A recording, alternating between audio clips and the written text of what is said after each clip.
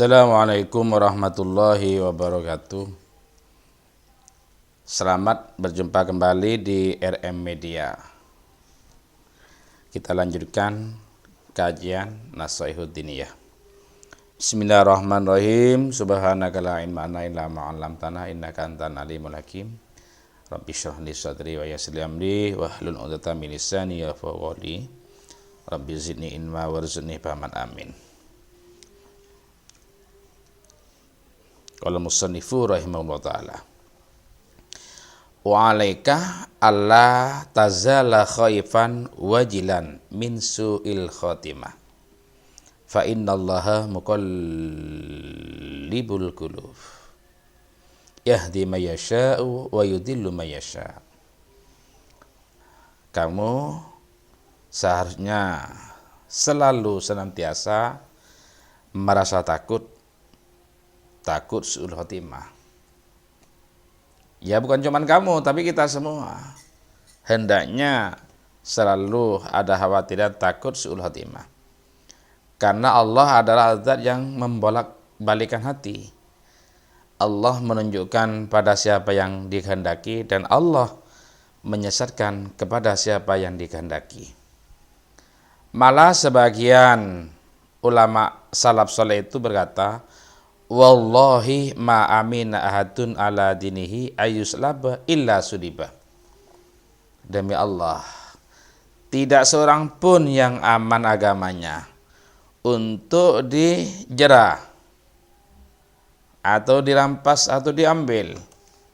Nah, makanya kita harus selalu waspada, selalu memohon kepada Allah, mudah-mudahan kita dijadikan orang yang husnul khotimah. Kenapa? Kok tidak ada jaminan? Kok tidak ada yang aman?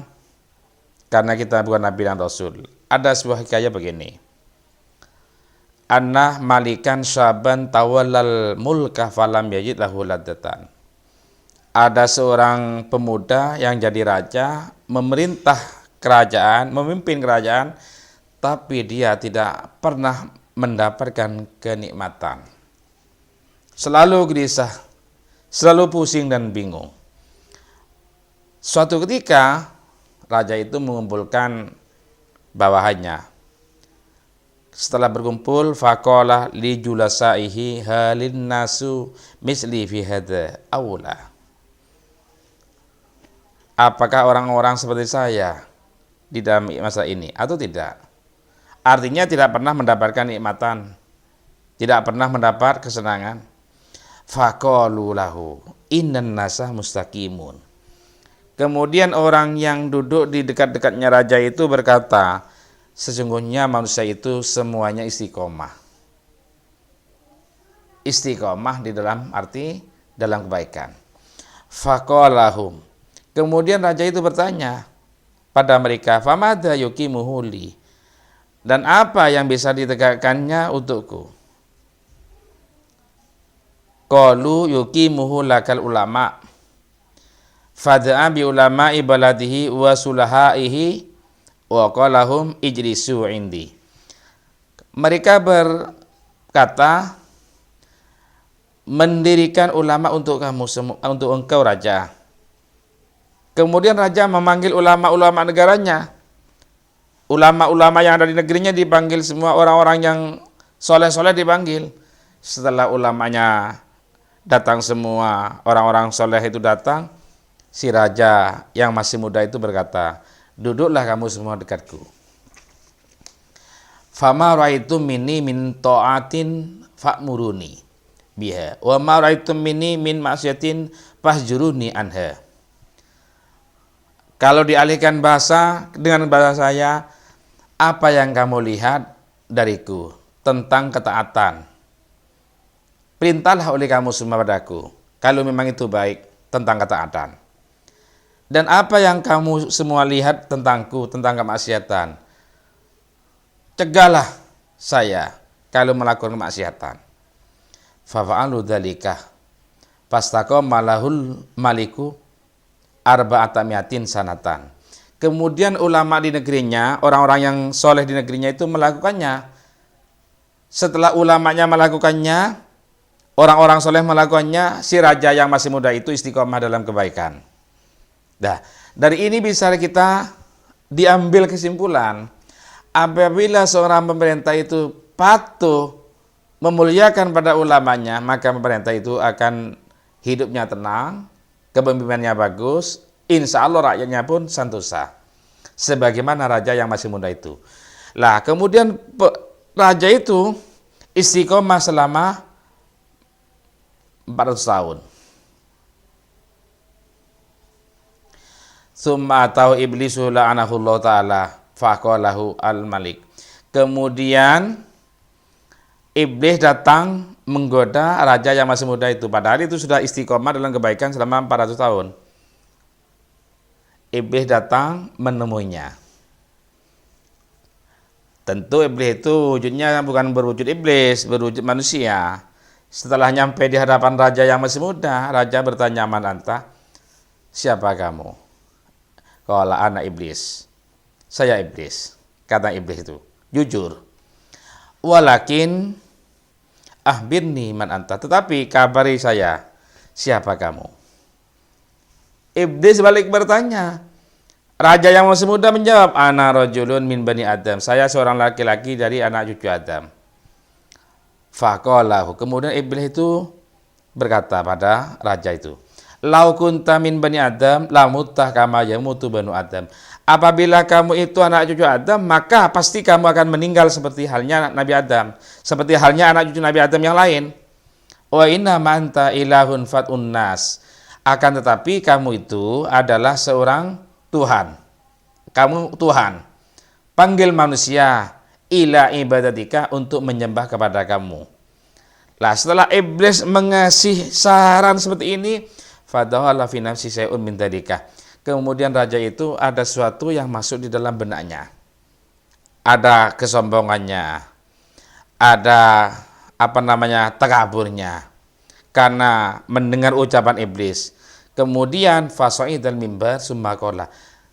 Raja itu naik pada mimbar dan berkata, "Ayyuhan nas, inni ahfaitu alaikum amran wa qad hana waktu idharihi." Wahai manusia, sesungguhnya saya telah menyembunyikan sebuah perkara atas kamu semua, dan sudah hampir tiba waktunya untuk ditampakkan.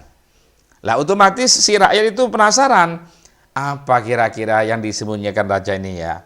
Padahal selama ini raja ini sudah istiqomah dalam kebaikan. Karena menuruti apa yang disarankan ulama-ulamanya dan negerinya. Ta'allamuna anni malikukum arba'atamiatin sanatan. Apa kamu tahu bahwa saya raja kamu selama 400 tahun? Walau kuntu min bani Adam lamutu kama yamutu banu Adam. Andai kata saya ini bagian daripada anak cucu Adam, pasti saya akan meninggal seperti hanya anak cucu Adam. Wa inna ma ana ilahun fa'buduni. Akan tapi sesungguhnya saya ini Tuhan. Nah, ini cerita ini menunjukkan bahwa imannya seorang itu, Islamnya seorang itu tidak ada yang aman. Bukan Nabi dan Rasul yang jelas ada jaminan dari Allah Subhanahu wa taala. Saya ini Tuhan, sembahlah saya. Fa'auhallahu ila nabiyyin zamanahu an abaru anni istaqamtu lahu mastaqama falamma tahawala ila masyati fawa izzati wa jali la usallituna alai buhtanasor fasallallahu alaihi fadrabu unukahu au qara min husaini sabinati min dhahab. Kemudian Allah mewahyukan pada seorang nabi di zamannya akan memberi kabar bahwa Allah telah memberi istiqomah sebagaimana istiqomah. Kemudian dia berpaling ke maksiat kepada Allah. Allah bersumpah, "Demi Allah, demi keagunganku, demi kemuliaanku, saya akan kuasakan raja yang awalnya istiqomah, kemudian maksiat menjadi tidak istiqomah, saya akan kuasakan kepada Bukhtanasor." Kemudian Bukhtanasor itu menyerangnya, akhirnya bisa menumpas raja yang masih muda, yang awalnya istiqomah, kemudian itu congkak, merasa atau mengaku jadi Tuhan. dan dibunuh oleh Bukhtanasor. Siapa Bukhtanasor itu? Bukhtanasor yang telah mengalahkannya itu 70 perahu dari emas itu yang dibawanya oleh Bukhtanasor itu. Bukhtanasor adalah di zaman Babilonia baru dalam dinasti Kasdim berkuasa selama 43 tahun. Karena lahir 562 sampai 630. Berarti dalam kuasanya selama 43 tahun. Nah, ini yang menunjukkan bahwa tidak ada keamanan. Maka dari itu kita harus senantiasa memohon kepada Allah, mudah-mudahan kita husnul khotimah. Amin. Assalamualaikum warahmatullahi wabarakatuh.